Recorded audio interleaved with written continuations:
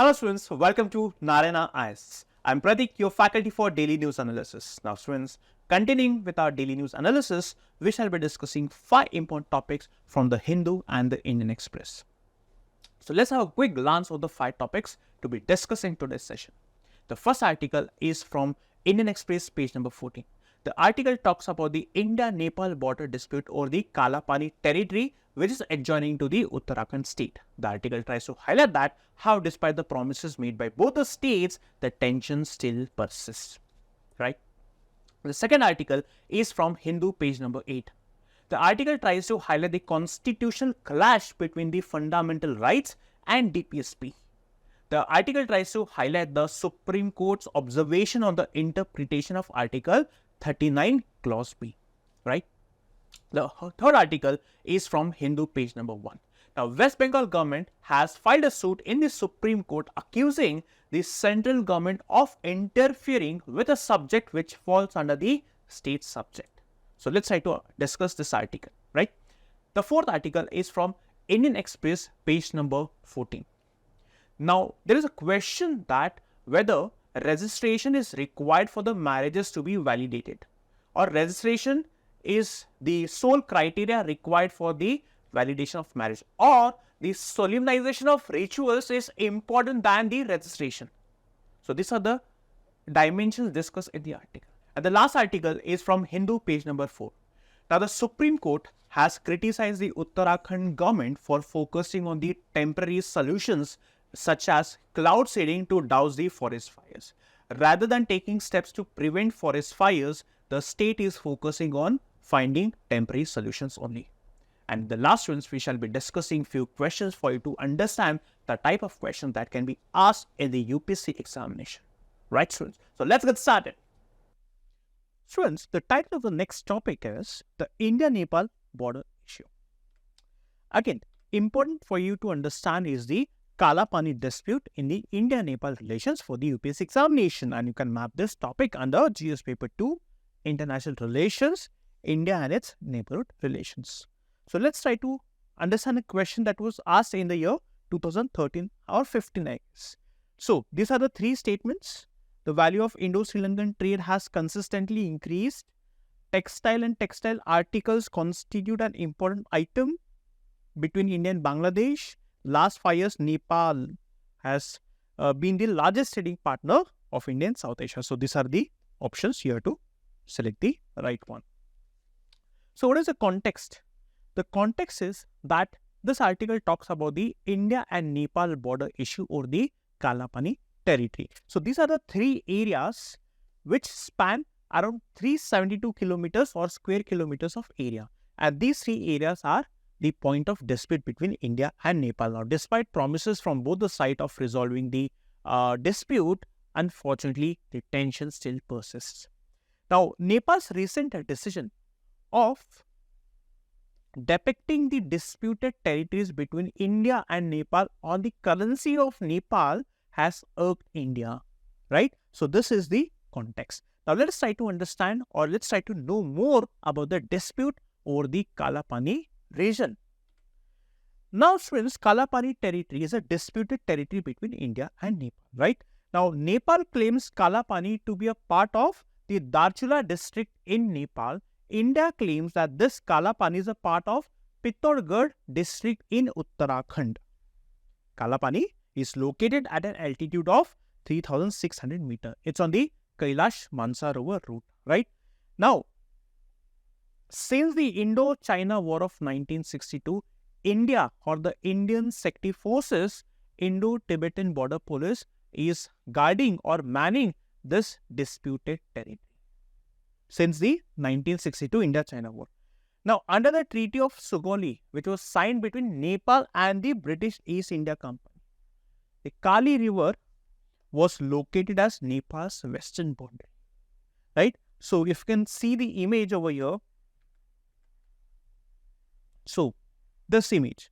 So, this is Limpiadura, this is Kalapani, and this is Lipu Lake. This is Lipu Lake. Now, let me just help you understand the exact nature of dispute. Now, students, when Nepal was a large empire, the Nepali territory was bounded or was surrounded by two rivers. So this is Nepal. So this was the Satluj river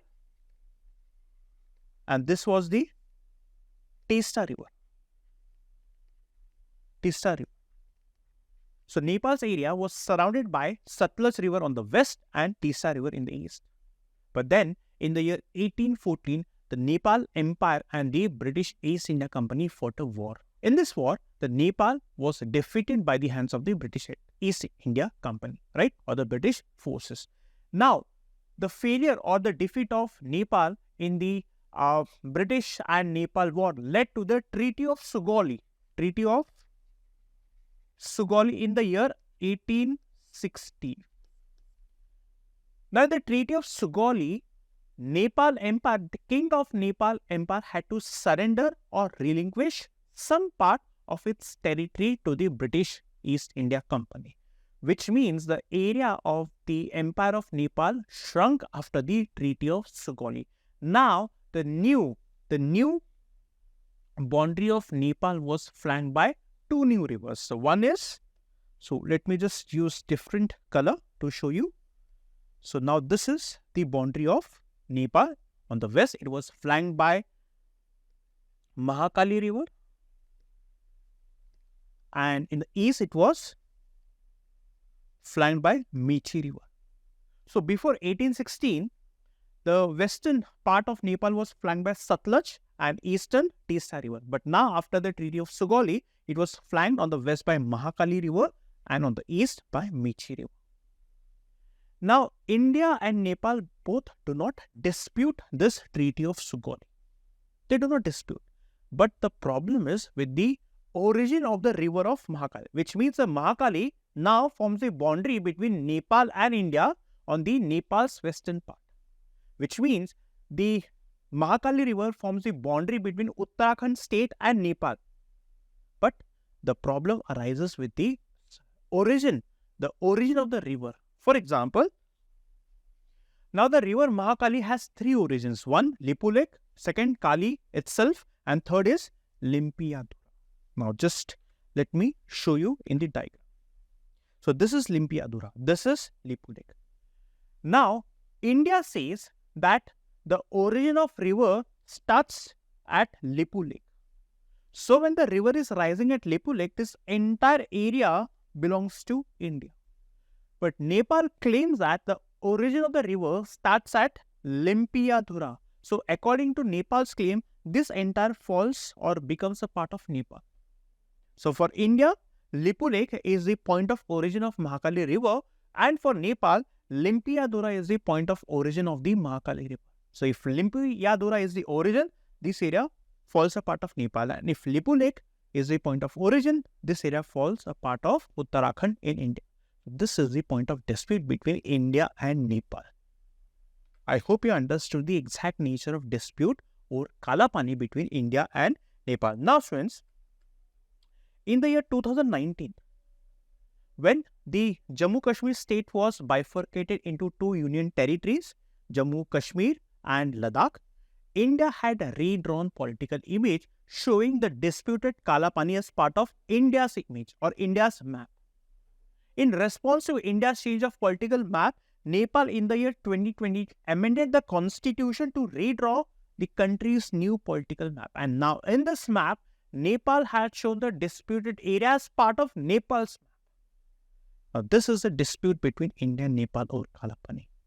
Now the experts state that the diplomatic channels should ensure that the tension shouldn't worsen and the officials from both the sides should reconcile the relation between India and Nepal. So students, I hope you understood the Kalapani water dispute. Students, the title of the first topic is A Chance to Settle a Constitutional Clash. So, in this article, you need to understand the importance of fundamental rights and DPSPs and how the fundamental rights and DPSPs clash, right? Again, you can map this particular topic under GS paper 2 under the Indian Constitution heading, right? So, a previous question. Now, economic justice as one of the objectives of the Indian Constitution has been provided in, right? So, these are the four options. So, you can see that the economic justice, this principle has been provided in the preamble and the DPSP. The fundamental rights does not mention anything about the economic justice, right? So try to pause once you read the question and try to attempt the answer by your own, right? So let's try to understand the context. The context is that this case, now what is this case? We shall discuss in some time. This case, the Property Owners Association versus State of Maharashtra, is before a 9-bench Supreme Court, right? Now this case addresses the clash between fundamental rights and DPSPs. This case revolves around interpretation of Article 39 Clause B. So this is the context. Now let us try to unfold this context one by one. First and foremost, what is fundamental rights and directive principles of state policy? Now fundamental rights, there are a set of rights, right? Article 12 to 35, set of rights guaranteed to the citizens, which means, for example, right to equality, right to freedom of speech and expression, right against exploitation, right to freedom of religion, right to constitutional remedies, Article 32. These are the set of rights guaranteed to the citizens of our country by the Constitution, which means the state cannot violate the rights given to people. They are justiciable, which means if your fundamental rights are violated, you can approach the Supreme Court to seek remedy. And what is Article 13? Article 13 states that if any law is made in the Parliament or in the State Assembly which violates the fundamental rights of the people, then such a law will be declared unconstitutional or void. And what is DPSPs? There are a set of guidelines or principles directed to the state, which means there are principles and the state has been directed to implement these principles. They are non-justiciable or enforceable, which means if DPSPs are violated or a state fails to implement the DPSPs, then you cannot challenge the state for not implementing the principles mentioned in the DPSP. The fundamental rights focuses on the individual liberties and freedoms. And the DPSP talks about the collective welfare and social justice. Very, very important for you to understand. Now, the tension between fundamental rights and DPSP. For example, whether fundamental right is superior over DPSP or otherwise. Now, such tension has existed since a long time. Especially in the 1970s, Parliament had made many legislations, for example, 25th Amendment Act, 42nd Amendment Act, thereby placing DPSPs above the fundamental rights. So again, there's a question that whether fundamental rights are superior or DPSP superior. Now, again, the Supreme Court in its observation has held that yes, the fundamental rights are superior over DPSP, right? So, but that doesn't mean that DPSPs are inferior, right? Only that when your rights or rights of citizens get violated, you have the right to approach Supreme Court, right? So, many such laws were made by the Parliament whereby the DPSPs were held above fundamental rights, which means a law was made violating the fundamental rights and such a law cannot be challenged. Such laws were made by the Parliament. You will understand more in this point. For example, let's try to understand the 25th Amendment. Now, the 25th Amendment inserted Article 31C. What is Article 31C? It's an exception to the fundamental right. Now, Article 31 states that when a law is made in the Parliament to implement Directive Principle Article 39B and C, law made in the Parliament to implement Article 39B and C, and such a law cannot be challenged in the court. Even if the law is violating the fundamental right, a law cannot be challenged. This is what Article 31C says, and this 31C was inserted through the 25th Constitutional Amendment Act. Article 13, I hope you remember, we discussed any law that is made in contravention to fundamental rights will be declared void. But now here the Parliament is saying that if we make a law to implement Article 39B, you cannot challenge such a law, saying that it is unconstitutional. What is Article 39B and C? Now 39B, this is 39B. It says that the control of material resources the material resources should be so distributed so as to serve the common good. It should benefit the public at large. And C says that the economic system should be such that it should not result in the concentration of wealth. Now, students, if you read these two clauses, these clauses are quite vague in nature. They are vague in nature. Why do I say vague? Because when it comes to material resources, so what exactly do you mean by material resources? For example, let's say the government can say that printing press is a material resource and printing press serves common good. So does it mean that the government will nationalize all the media companies? This is a question. Or let's say, can the government, keeping into consideration clause C, can the government take the wealth of Ambanis and Adanis and distribute it among the common people? Can the government do so? Or cannot do so? Again, that's the reason these terms are vague. So we do not exactly understand or know the interpretation of B and C. The Supreme Court is looking into the fact that whether material resources also include the private property. Now, in the Kesunda Bharati case in 1973, the Supreme Court propounded the doctrine of basic structure, which means, yes, the parliament has the power to make any laws, but it cannot violate certain principles which are part of the basic structure doctrine. For example, federalism principle, secularism principle, parliament cannot violate these principles which are part of basic structure doctrine. Now, again, the 42nd Constitutional Amendment Act expanded the scope of Article 31C. Now, here, in 31C, Article 39B and C were added. 42nd Amendment Act expanded the scope of 31C, which means now Article 31 says that if a law is made to implement any of the directive principles, under 25th CA, it was mentioned a law made to implement directive principle 39B and C.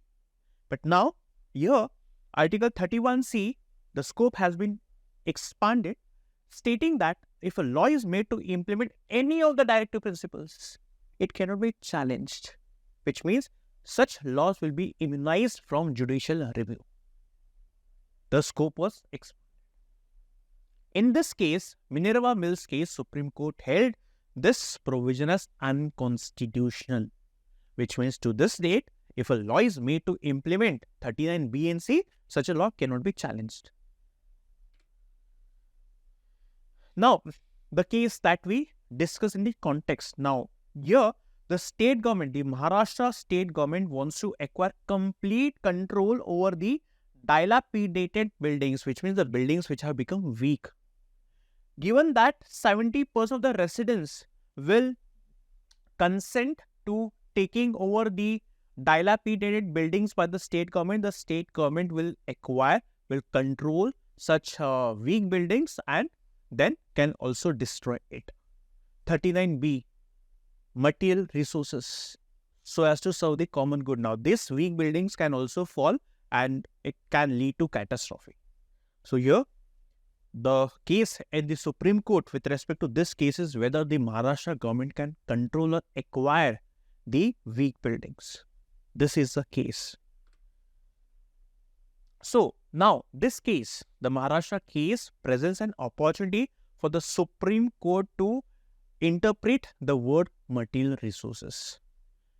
It will give Supreme Court an opportunity to underscore the need for clarity from the judiciary. About what? About the interpretation of Article 31C, which means can the state acquire control over anything in order to serve the common good? Right? For example, I gave the example of printing press. So, this case is extremely important. Why? Because it's going to reconcile the tension between fundamental rights and DPS space.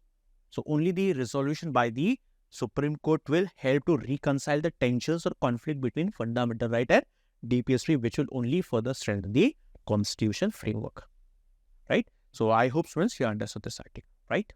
Students, the title of the next topic is Center says it sends CBI to states for probes in Supreme Court. So, let's try to understand. Again, important for you to understand is the Delhi Special Police Establishment Act, the CBI and the center-state relations. These are the key terms that you need to understand. You can map this topic under GS paper to center-state relations, the constitutional and non-constitutional bodies, etc. Right? Again, this was a question asked in the year 2021 or Central Bureau of Investigation. Right? So now, what is the context? The context is that the West Bengal government has filed a suit in the Supreme Court. Why? Because the central government was trying to use CBI to interfere in the subjects which fall under the state subject. Right? So, there's a legal dispute before the Supreme Court involving the jurisdiction and authority of the Central Bureau of Investigation. The West Bengal government has filed a suit in the Supreme Court. Why has the West Bengal government filed a suit? Because the central government had authorized the CBI to investigate a case in the state of West Bengal when the West Bengal government had withdrawn the general consent. So, we'll try to understand what exactly is this general consent. Now, the core of the dispute is whether the central government, the state government has withdrawn the general consent, which means the central government or the CBI would require the permission of the state government. So, the core of the dispute is whether the central government can override a state's decision. The state has withdrawn the consent given to CBI. Now, in this case, can the central government override the state's power? The court is questioning the claims of Solicitor General who is representing the central government. The central government, through its representative, states that the central government has no control over CBI. But this is contrasted with the Delhi Special Police Establishment Act, which gives the central government the authority to extend the CBI's powers in the state. Now, in this context, we need to understand what is general consent and specific consent. General consent is the consent that is given by all the states to the CBI, which means CBI, whenever it feels, can go to any of the states to investigate a case. And special consent, now let's say for example, West Bengal is a state that has withdrawn general consent. Now in this case, the Central Bureau of Investigation would require a specific permission from the West Bengal government. The Maharashtra government has not withdrawn general consent, which means the CBI can go to the Maharashtra state without acquiring the permission of the Maharashtra government. But with respect to West Bengal, as West Bengal has withdrawn general consent, which means the CBI would require the permission from the West Bengal government to investigate a case in the state. In 2021, 8 states have withdrawn general consent. Again, you need to know about CBI. CBI was established in 1963 under the Ministry of Home Affairs, right? So, on the recommendation of Santhanam Committee. So, very, very, very important point. Now, the CBI falls under Department of Personnel and Training under the Ministry of Personnel. Very, very important.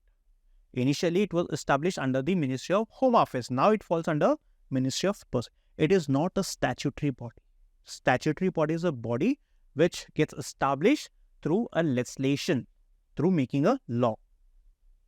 So, CBI also provides assistance to the CVC and Lokpal. It is the nodal police agency in India, which means it cooperates with the law enforcement agencies of different countries. So, this is about the CBI.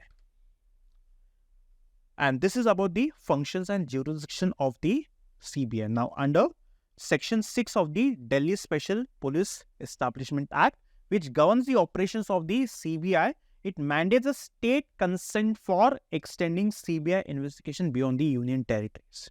And now, the legal authority for the CBI also stems from entry 18 of the Union List.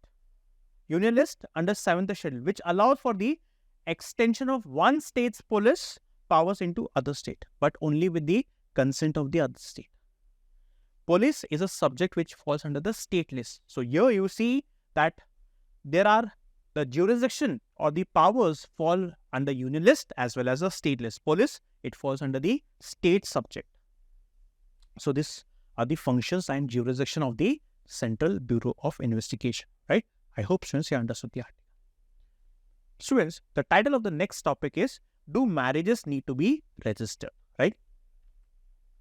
Now, from the UPSC's exams perspective, it is important to understand the different laws that allows for the registration of marriages, right? So, these are the different laws that is important from the exam's perspective to understand. Again, you can map this particular topic under GS paper 1, or you can also map this under GS paper 2 under the governance part.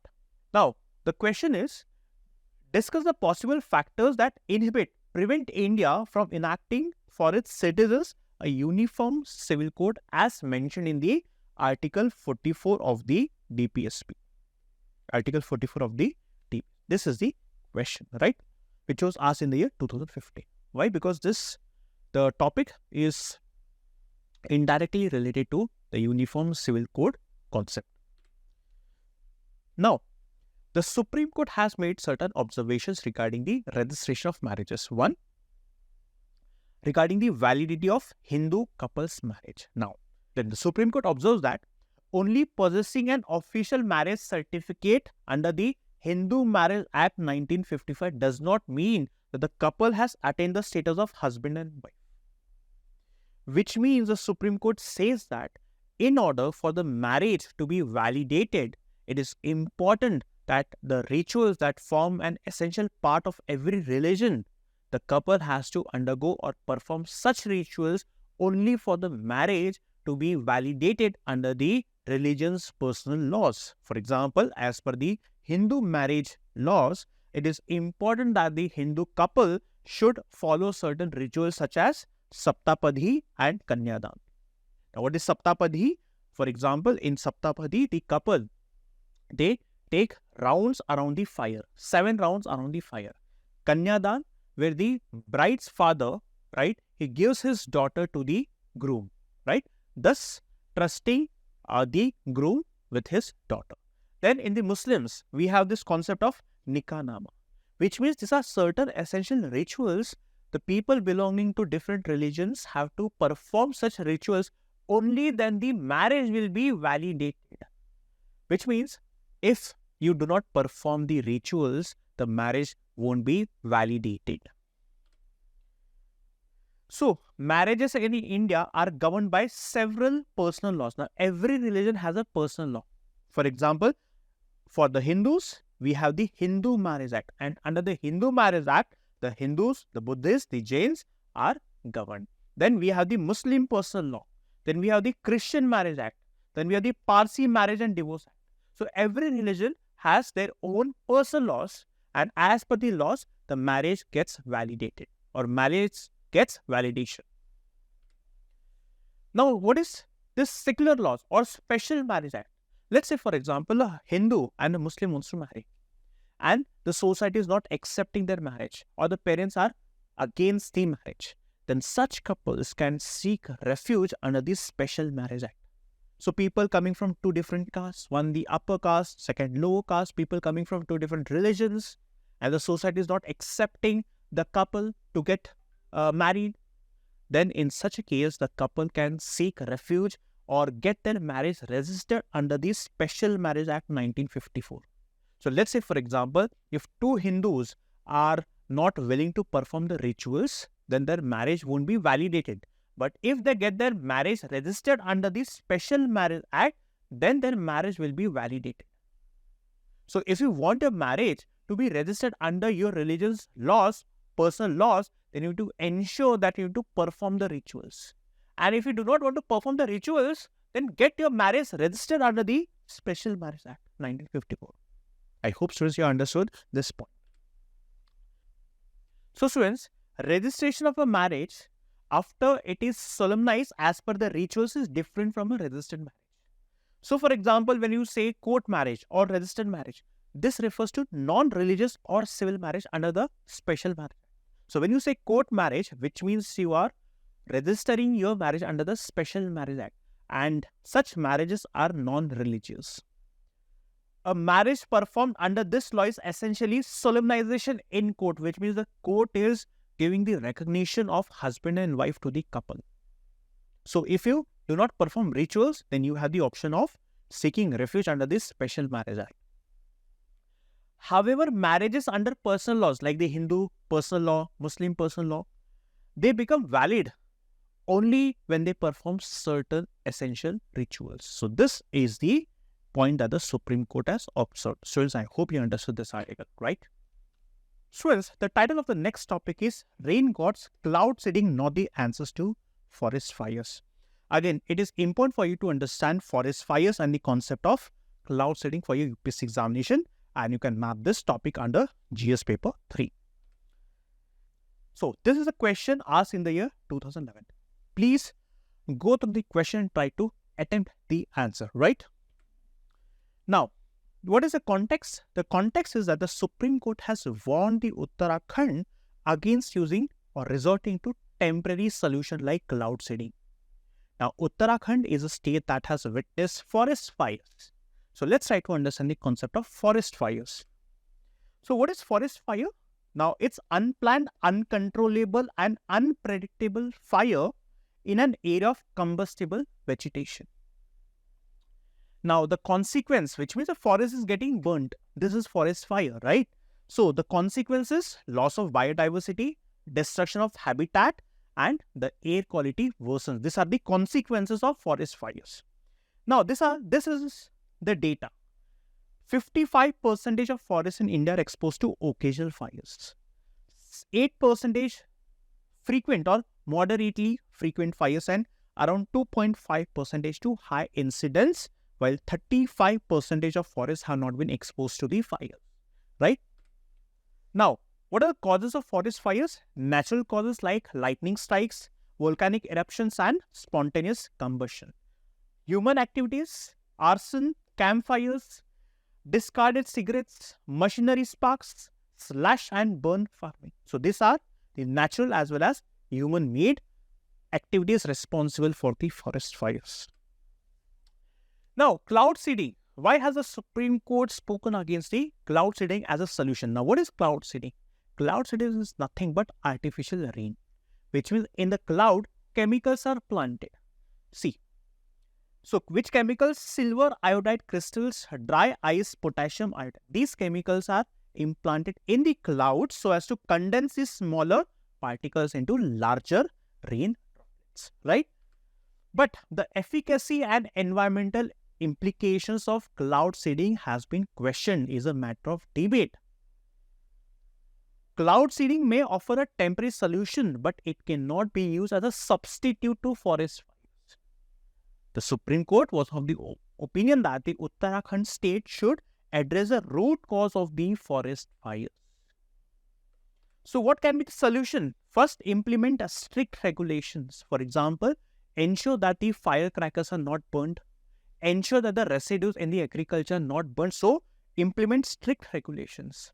Also, ensure fire bans during the periods of high risk, which means during the dry as well as the summer season. Ensure there are no fire incidences. Then, early detection and rapid response. We can leverage the use of technology, or we can leverage technology like drones, satellite images, through which we can detect the smoke or fires so that the authorities can respond as quick as possible. This is the second solution. Third, community engagement. You have to empower the community. For example, usually the people, they discard the cigarettes without extinguishing the fire in the cigarette. They just throw it down. This can lead to fire. That's the reason we have to empower the community. We have to educate the community against using things which can lead to forest fires. Then again, we have the fire safe practices. Now, what is this fire safe practices? For example, in order to stop the expansion of forest fires, certain area which is dry and where there is no vegetation, right? These areas are burnt so that the forest fire does not spread beyond that area. So again, you have to also ensure that the overgrown vegetation is burnt or the overgrown vegetation is cut, because the overgrown vegetation acts as fuel to the forest fire. So to ensure that unwanted plants or unwanted bushes should be completely eliminated so as to prevent the forest fire. So these are the solutions that we can think of, right? I hope students you understood the idea. Students, now it's time to discuss prelims practice questions. So let's start with question number 1. Question number 1 is CBI can take over the investigation of a criminal case registered by the state police. Yes, why not? Definitely. CBI has the power to investigate crimes related to black marketing and profiteering in essential commodities. Yes, CBI has the power. CBI can suo motu. No. Take up the investigation of no. Suo motu is by its own. The CBI cannot suo motu take up the investigation. With respect to state, it has to take the permission from the state. This is incorrect. The superintendence of CBI under the Prevention of Corruption Act lies with the CVC. Yes, even this one is correct, which means the answer has to be only 3. So option C has to be correct answer for question number 1. Second question, ground fires typically occur on the forest floor. No, it's not ground fire, it's the surface fires. Surface fires occur on the forest floor. In India, more than 50% of the forests are subject to no. We discussed that only around 2.5% of the forests are subject to high incidence level. So, it seems both of them are correct. D has to be the correct answer. The next question, which of the following are commonly used chemicals in cloud seeding? Silver iodide, dry ice, potassium iodide. We have discussed that all these 3 chemicals are used. Answer has to be option D. Next question, marriage and divorce are part of the concurrent list. Yes, we did discuss that. It's a part of the concurrent list. Interfaith marriages are allowed, but there is no law. No, there is a law in the name Special Marriage Act. So, this is incorrect. In India, only state governments have power to enact laws related to marriage. Wrong. Concurrent, which means both central and the state governments has got the power, which means option has to be only one, that is option A. Now, according to Constitution, which of the following are fundamental for the governance? It is the DPSP. So, DPSP, though it's not enforceable, but it is fundamental in the governance, right? So, option C is the correct answer. Now, students, let's discuss a means-based question. The current geopolitical shifts in India's neighborhood necessitate a re-evaluation of the India-Nepal relations. Amidst recent diplomatic tension, it becomes crucial to critically analyze the relations, particularly in the context of intricate India, Nepal, and China relations. Now, the question seems to be difficult, but if you read the question once, twice, or thrice, you will easily understand what the question wants the aspirants to write. The question wants the aspirants to focus on the India-Nepal border dispute, but in the introduction, you have to start by mentioning that how Nepal has redrawn its political image, showing the disputed territories as part of Nepal's political map. At the same time, the recent decision of showing the redrawn political map on the currency of Nepal, right? So, this is what you can mention in the introduction, and then you can mention that, yes, the relationship between both the nations is fraught with challenges. Then in the body, you have to mention about the Kalapani dispute, how Kalapani has become a bone of contention, how there is a dispute over the origin of the river Mahakali. For example, India says that Lipu Lake is the point of origin. Nepal says that Limpiyadura is the point of origin, right? Then, again, you can mention also how the involvement of China has only complicated the relationship. For example, Nepal is trying to use Chinese card, and Nepal is trying to give a message that Nepal will not buckle under the Indian pressure. And for the very same, Nepal has entered into many agreements with China, right? For example, there is a railway line which connects Nepal to Kathmandu, right? But again, in the way forward, you have to mention that India and Nepal relationship have many commonalities. For example, historical connection, cultural connection, religious connection. So, by focusing on the soft power diplomacy, the diplomatic missions or the officials of both the countries have to ensure to reconcile the relationship between both India and Nepal. So, this is how you have to conclude the answer. So, that's it from our daily news analysis session, students. Students, I hope you understood all the 5 topics and articles that we have discussed as part of today's DNA. That's it, students, from our daily news analysis. Students, I hope you understood all the 5 topics and articles as part of our today's daily news analysis. Students, if you want us to continue with our daily news analysis, please do like, share, and subscribe Narayana IAS. Thank you so much.